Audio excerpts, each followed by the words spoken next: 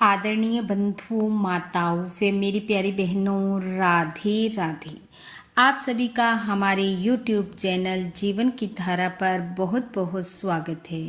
बंधुओं, आज हम इस वीडियो में पुरुषोत्तम मास महत्तम का 28वां अध्याय सुनेंगे, जिसे सुनने सुनाने से भगवान श्री पुरुषोत्तम की कृपा से मनुष्य की आयु, बुद्धि, यश और बल बढ़ता है।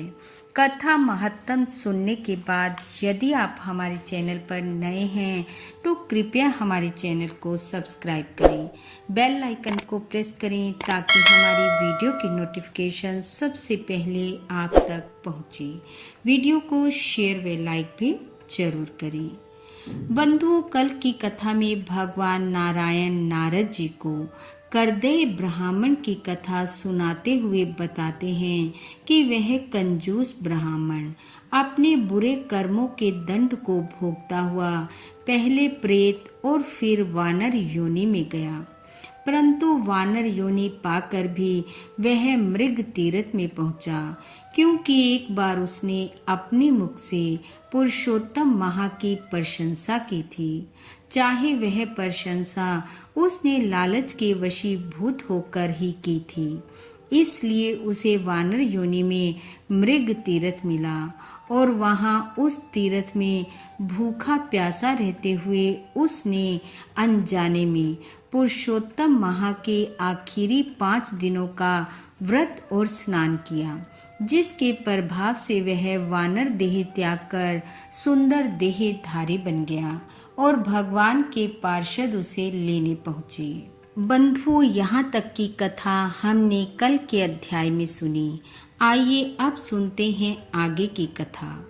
नारायण बोले, हे नारद जी, अपने समक्ष विमान और भगवत पार्षदों को देखकर वह हैरान था। उसके हृदय की दुर्बलता को देखकर पुण्यशील और सुशील पार्षद कहने लगे, हे विभो, गोलोक को चलिए, आपने विशेष स्थान श्री पुरुषोत्तम की शरण प्राप्त की है, अब देर न करें। गणों की बात सुनकर करदय बोला, मुझे अपने अनेक कर्मों को अभी भोगना शेष है। किस कर्म से छुटकारा पाकर मुझे गोलोक प्राप्त हो रहा है? वानर बोला, हे हरि के प्यारो, यह दिव्य सुंदर शरीर मुझे किस पुण्य के कारण से मिला है, वह मुझसे कहिए। नारायण बोले, इस प्रकार पूछने पर हरि दूत कहने लगे, क्या तुमको नहीं मालूम कि पुरुषोत्तम मास में धर्म साधन पुरुषोत्तम है? भगवान विष्णु को प्रिय होने के कारण ही इसे पुरुषोत्तम नाम मिला है। इसी मास का तुम तप कर चुके हो, जो देवताओं को भी अलभ्य है। मुख में रोग होने के कारण फल आदि ना खाकर तुम फेंक देते थे, स्वयं निराहार रहते थे और उन गिरे फलों को अन्य प्राणी खाकर तृप्त होते थे। दुख के कारण तुम जल भी नहीं पी पाते थे। इस तरह तुमसे पुरुषोत्तम मास में अनजाने में तप एवं व्रत हो गया। तुमने इस वन में विचरण करते धूप, जाड़ा, बरसात आदि सब दुख सहे तथा अंत में परम पवित्र तीर्थ में गिरकर 5 दिन डुबकी लगाते रहे। इस प्रकार रोग के कारण अनजाने में पुरुषोत्तम मास का यह स्नान भी तुमसे हो गया। यह तुम्हारे तप का ही फल है। पुरुषोत्तम मास का जो स्नान आदि श्रद्धा पूर्वक करते हैं, उसके फल की कौन प्रशंसा कर सकता है? तुमने अपने स्वार्थ की सिद्धि जिस प्रकार की है, वैसी कौन कर सकता है? पार्षद बोले, पुरुषोत्तम भगवान को प्रसन्न करने का इसके समान और कोई दूसरा साधन नहीं है। श्री नारायण कहने लगे, उन दूतों से अपने पुण्यों की प्रशंसा सुनकर वह प्रसन्न हुआ तथा उसने उस स्थान के देवता कालंजर पर्वत एवं पेड़ों को प्रणाम किया। विमान की परिक्रमा करके वह उस पर बैठ गया। देवता फूलों की वर्षा, किन्नर गंधर्व स्तुति, वाद्य आदि बजाने लगे। वह विमान में बैठकर गोलोक में चला गया, जिसमें जाकर फिर लौटना नहीं है।